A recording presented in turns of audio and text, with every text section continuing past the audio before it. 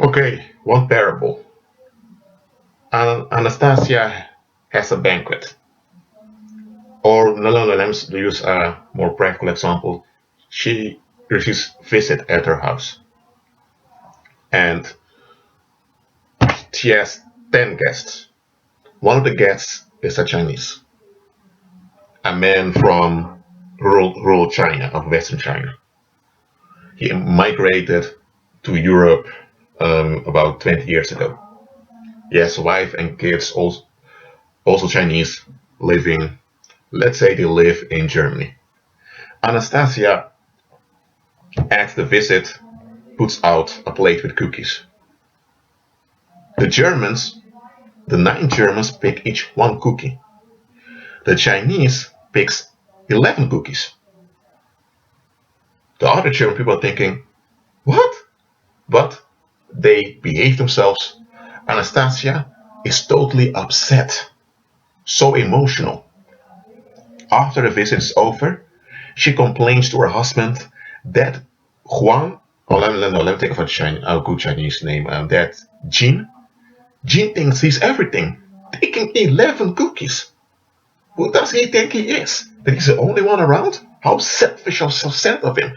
I don't want those people around here anymore. The husband thinks, okay, we don't have him around anymore.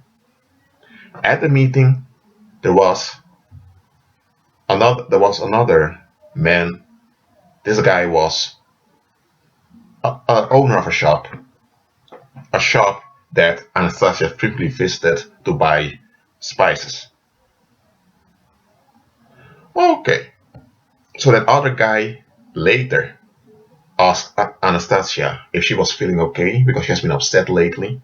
And then Anastasia released herself and vents about how she was frustrated because that man took 11 cookies instead of just one. And that shop owner began to agree with Anastasia, and more people began to speak about it, about how bad the Chinese man was. You go a little bit in the future. One day, Anastasia receives a, a mail, not email, just a physical mail of the local civil court that she has appeared before court. She is thinking why. She and her husband reads the letter as an order to appear before court or else she will be arrested. So they take a lawyer, they go to court, and they find out she is being charged with fraud. Her name and her address was used in a scam, and people's bank accounts were, as they would call it, skimmed. About 90,000 euros were gone, and it was her banking account that was used and her address. So the prosecutor may explain that she must have been aware of it. So now she's in big trouble. But the judge decided that Anastasia and her husband would remain free until the investigation has further developed. 1 month later, that guy that had his own shop that came to to the visit of Anastasia 3 months before, he was gone. Anastasia went to the shop to buy spices, but it was completely empty. Anastasia began to ask the people around what happened to Friedrich. One of the people tell her, Anastasia, weren't you aware of it? She asked, aware of what? That Friedrich, um, he's a haunted, he's a, not haunted, oh, I forgot the word. He is a wanted criminal. Not haunted, but wanted. He's a wanted criminal. The German federal police is after him. He has scammed people, he has scammed many victims for about 200,000 euros. And Anastasia was shocked. Very shocked. She never thought that Friedrich, that shop owner, would be capable of something like that. And that guy used to be a friend of hers. Now, what am I trying to say with this parable? Anastasia made a judgment, and there's nothing wrong with making a judgment. But she made a judgment based upon her conditioning. Her conditioning was that you only take one cookie at a visit because that means that you value the individual that offers you. That's a form of hospitality. That Chinese guy comes from rural China, and there famines are common. So the mindset is when food is offered to you, take as much as possible, because if you don't take as much as possible and you have no food left, it's your own fault. So that was the upbringing of that Chinese man. So that Chinese man meant no harm, no disrespect, and no dishonor towards Anastasia.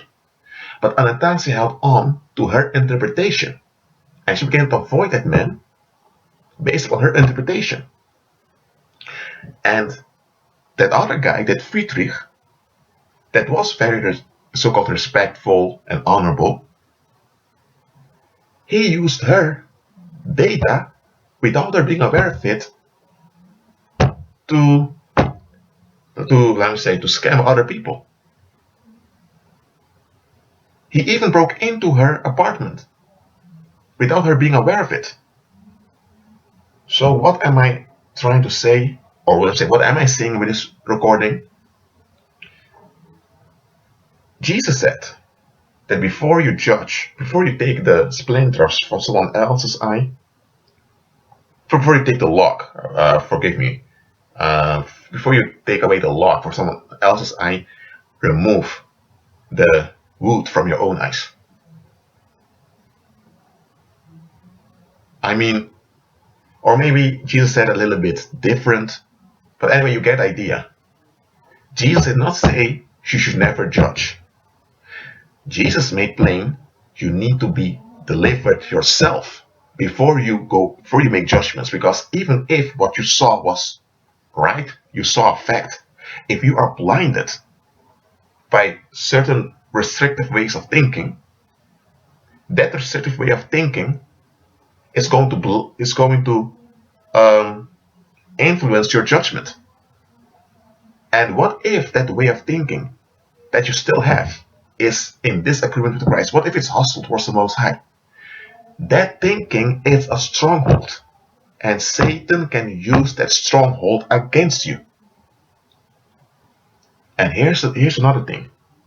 That Chinese guy that Anastasia didn't want Anastasia cut off, he was aware that Friedrich was a criminal.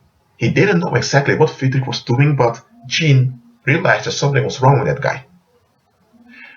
But here's the thing. Jean was about to tell Anastasia, stop going to the shop of that man. Because Jean saw that Anastasia frequently visited his shop to buy spices. But because Anastasia became very distant, Jean felt unwelcome over there, so after that visit, he didn't contact her anymore. So you see what's happening here? The enemy has used the conditioning of her childhood and the conditioning of her culture to bring her in trouble without her being aware that she was brought into trouble. And look, in this parable, it's only a scam. But in real life out there, people even get killed, lose jobs, or get seriously injured because of so-called misunderstandings, because of judgments based upon someone's own understanding. Look, I did not prepare this talk. I'm just doing this spontaneously. You don't have to believe anything I'm saying in this recording. If you want to reject it, if you want to give it thumbs down, your problem. I'm just saying it one more time to alert you. Check your way of thinking. You can have preferences, okay? There's nothing wrong with having a preference. But if you have a way of thinking that cannot be justified, it cannot be defended with the words, They cannot be defended with the New Testament. They cannot be defended with, that's not even defended by the Ruach HaKodesh, by the Holy Spirit. Then let it go. Unlearn it. Because it's a stronghold that the enemy will use to harm you. In the New Testament, it's written, don't give the devil a feed.